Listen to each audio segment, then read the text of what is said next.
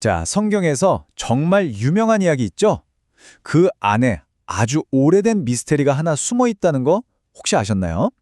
바로 창세기 12장에 나오는 아브람과 사레, 그리고 애굽의 원 바로에 대한 이야기인데요. 이 익숙한 이야기 속에 수천 년 동안 해석가들을 괴롭혀온 질문이 하나 있습니다. 바로 이겁니다. 대체 바로의 궁에 끌려간 사레에게 무슨 일이 있었던 걸까요? 성경은 왜 딱 그 결정적인 부분에서 입을 닫아버리는 걸까요? 오늘 바로 그 침묵 속으로 한번 들어가 보려고 합니다. 이야기의 배경을 좀 살펴볼까요? 창세기 12장으로 가보면 가나안에 끔찍한 기근이 찾아와요. 그래서 아브람이 가족을 데리고 애굽으로 내려가죠. 근데 문제가 뭐냐?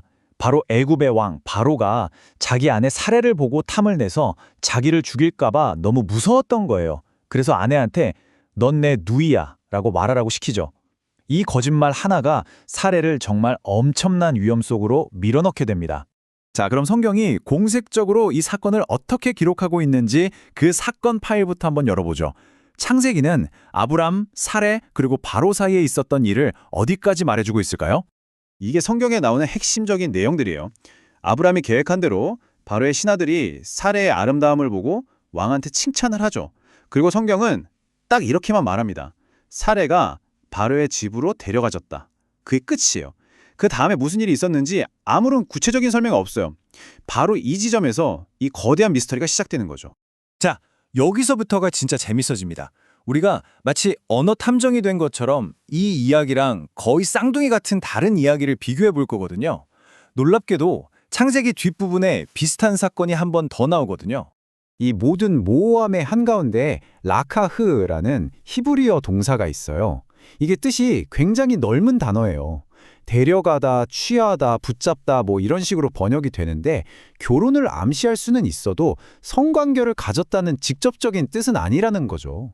그러니까 이 단어 하나가 해석의 여지를 엄청나게 열어두고 있는 셈입니다. 그리고 이 표를 보시면 핵심 단서가 뭔지 확 드러납니다. 보세요.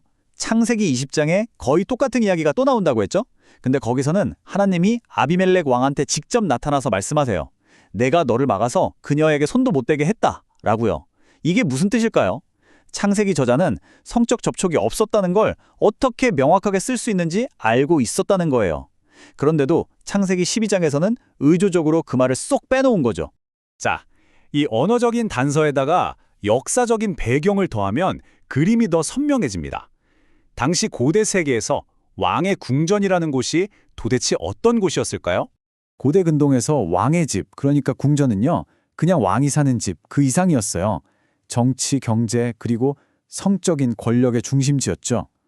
어떤 여인이 왕의 집으로 데려가졌다는 건 사실상 왕의 하렘, 그러니까 후궁 중 한 명이 되었다는 걸 의미했어요. 심지어 바로가 아브람한테 엄청난 재물을 주잖아요. 이건 당시 관습으로 보면 거의 빼도 박도 못하는 신부값이었어요.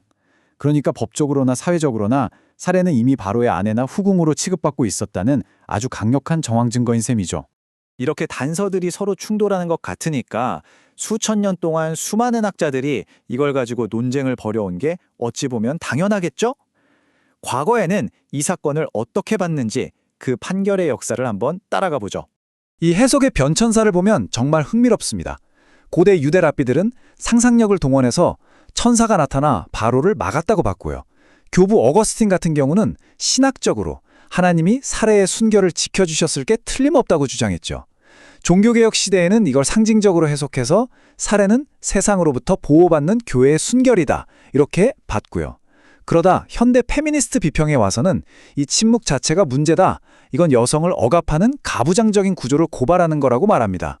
시대마다 중요하게 생각했던 가치가 이 성경의 침묵을 어떻게 다르게 해석해왔는지 한눈에 보이죠?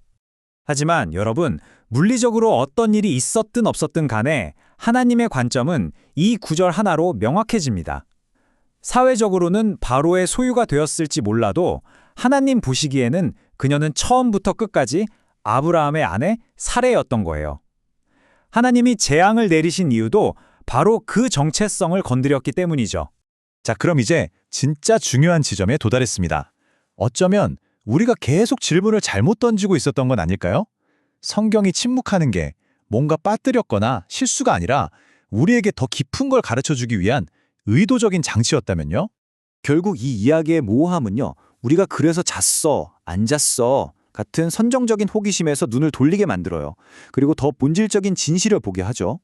첫째, 자기 목숨을 구하려고 아내를 내어준 아브람의 실패, 즉 인간의 연약함. 둘째, 그 거대한 권력 구조 안에서 목소리 한 번 내지 못하고 물건처럼 다뤄진 사례, 힘없는 자의 고통. 그리고 마지막으로 이 모든 인간적인 실패와 망가짐 속에서도 끝까지 약속을 지키기 위해 개입하시는 하나님의 놀라운 신실하심. 바로 이 세 가지를 보게 만드는 겁니다. 어쩌면 이 이야기의 진짜 교훈은 그날 밤 무슨 일이 있었나 하는 정답을 찾는 데 있는 게 아닐지도 모릅니다. 오히려 그 답 없는 침묵이 우리 스스로에게 믿음이란 무엇인지, 권력은 어떻게 사용되어야 하는지, 그리고 정의는 누구를 위한 것인지 이런 더 깊은 질문을 던지게 만드는 것. 바로 그것이야말로 이 오래된 미스터리가 오늘 우리에게 주는 가장 큰 선물이 아닐까요?